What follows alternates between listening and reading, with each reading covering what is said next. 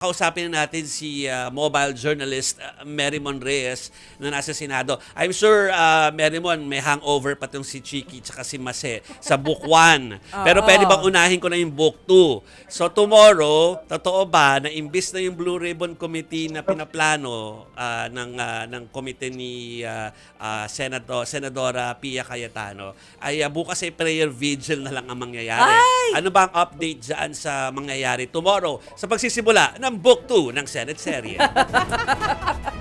Nako, Joe Vici, kay Mase, nung bago rin tayo tumayo dito, ongoing pa kasi yung live stream ni, supposedly, pero ang sinasabi kasi ng Solid Block 12 na sila ngayon, hindi na Solid Block 11.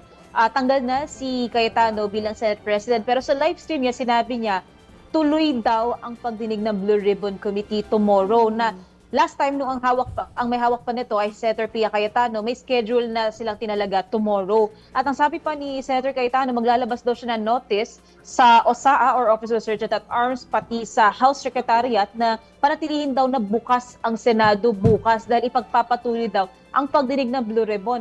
Ang isa pa niya sinasabi, parang palawagan niya rin daw na ipagdasal ang institusyon, ipagdasal daw ang bansa, hindi lang daw yung minority block nung siya pa ang SP, di lang daw silang majority block nung siya pa ang SP, kundi raw yung yung integridad ng bansa. So tomorrow, parang hinihikayat niya pa nga na mag-conduct daw ng prayer vigil sa labas ng Senado, pero paglilinaw naman ng Solid Block 12, hindi na raw Senate President si Senator Alan Peter Cayetano. So for clarity, naglabas din kasi sila ng statement kanina.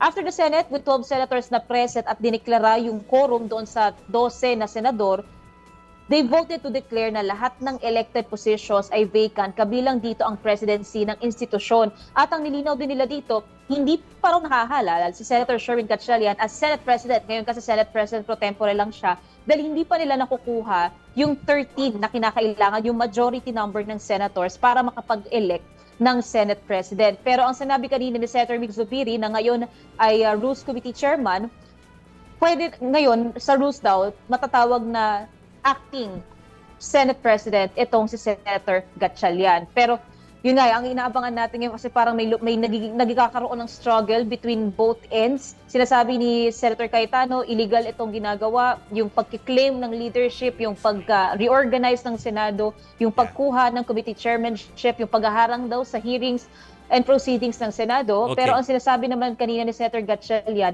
may functioning Senate na raw ang bansa. Okay, so before namin balikan yung pinaka-recent statement ng new Senate majority, ano itong nakuhang papeles na from the Office of the Senate President, hindi ko alam kung may hawak ka na, Merrimon, just in case, pero pwede naman namin basahin, just in case, ang Senate President ay si Alan Peter Cayetano, yung pumirma at sinasabi niya na nakasine, kumbaga siya yung nag-declare ng sinedje, pero remotely, kasi wala naman siya dyan eh. Usually ang sinedje ay sa floor yan inaanunsyo, no? Pero ito ay by way of a letter na nakikita ko, hindi ko alam kung may kopya ang ating production na pwede i-hoist dyan, ano.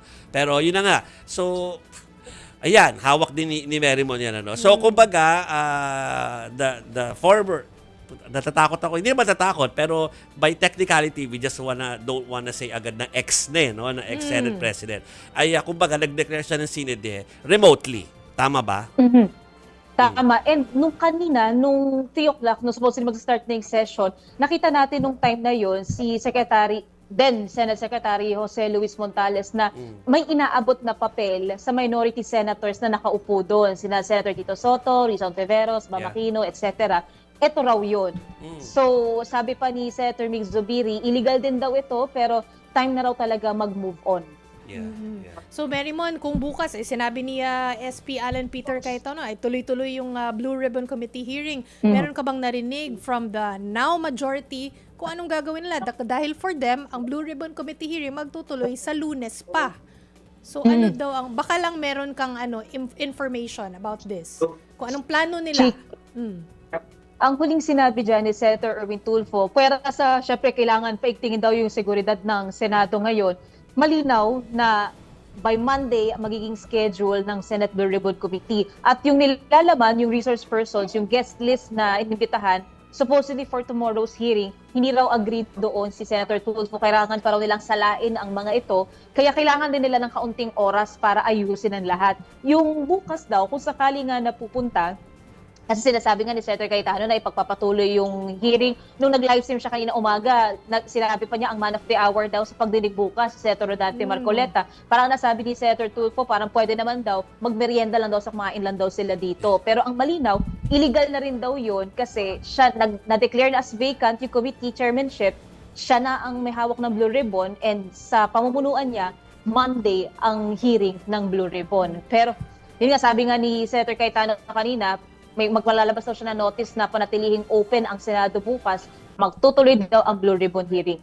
Okay, logistics-wise, input ko lang, Marymon, logistics-wise dyan sa Senate, pwede naman magkaroon ng mga meetings yung mga senador kung gusto nila, ituloy nila yung activities nila. Pero, kumbaga, logistics-wise, yung magse-stenographer doon, syempre, kung hindi na sila yung may hawak ng mga tao na yun, dahil may bago na mga nanumpa kanina, di ba?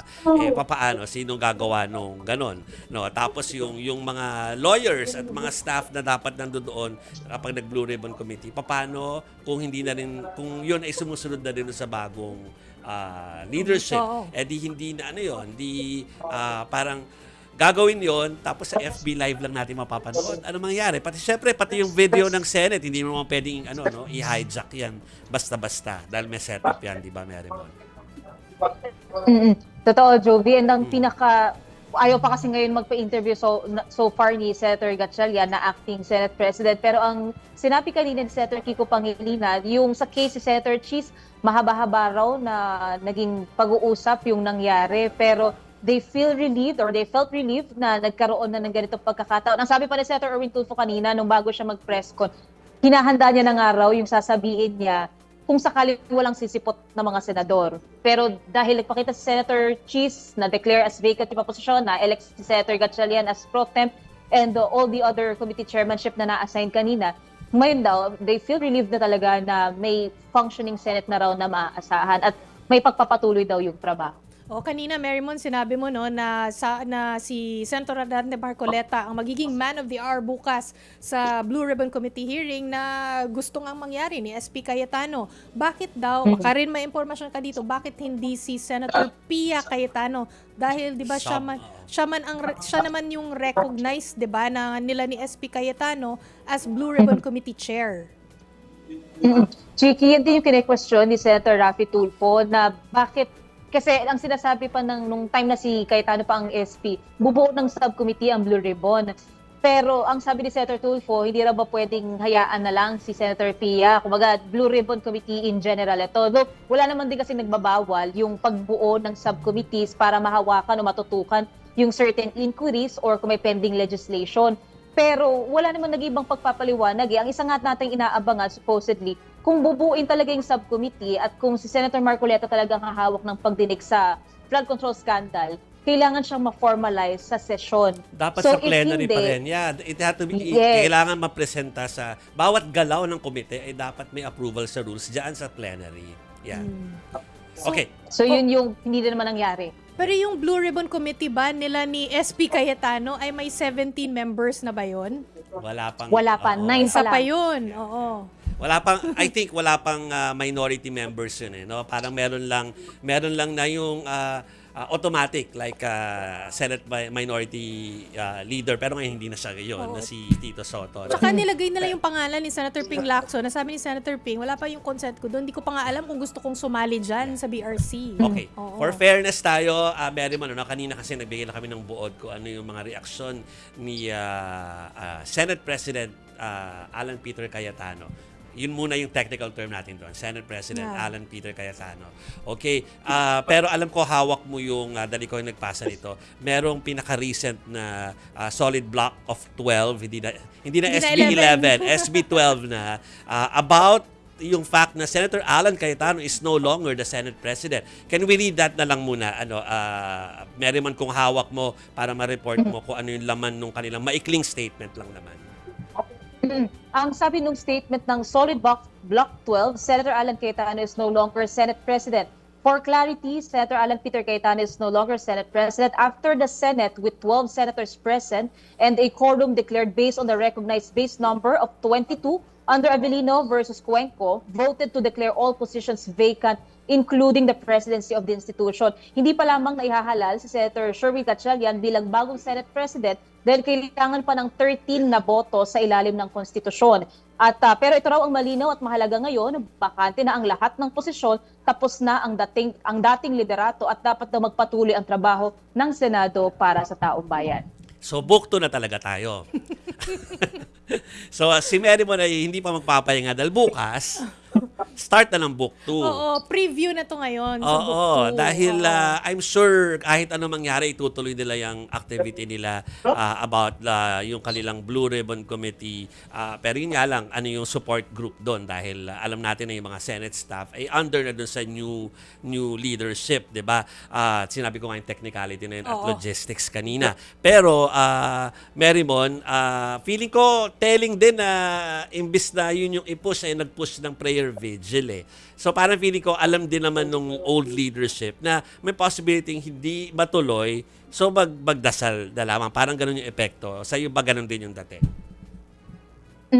And yung hindi kasi nawawala lagi kapag ka nagla-livestream si SP Cayetano na nangihingi siya lagi ng dasal sa tao, sa mga senador daw, sa institusyon, sa direksyon ng bansa, sa lahat daw ng mga question ng mga tao na hindi pa raw nasasagot. And hindi din nawawala yung nagiging claims nga ni SP Cayetano na may ginagawa ngang maghahakbang yung nung time na yon minority, parang araw maharangan yung proceedings o yung paggalaw ng Senado, ng institusyon, and hinihingi niya yung dasal ng mga tao para raw maituwid ang upper chamber.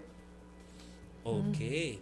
Sige, may tanong ka pa, Chiki. Okay na. Okay. Oo. Thank you, Mary Mon Reyes. Siya po ang aming mobile journalist na naka-assign sa Senado. Maraming Thank you. salamat, Mobile Journal Marymon Reyes.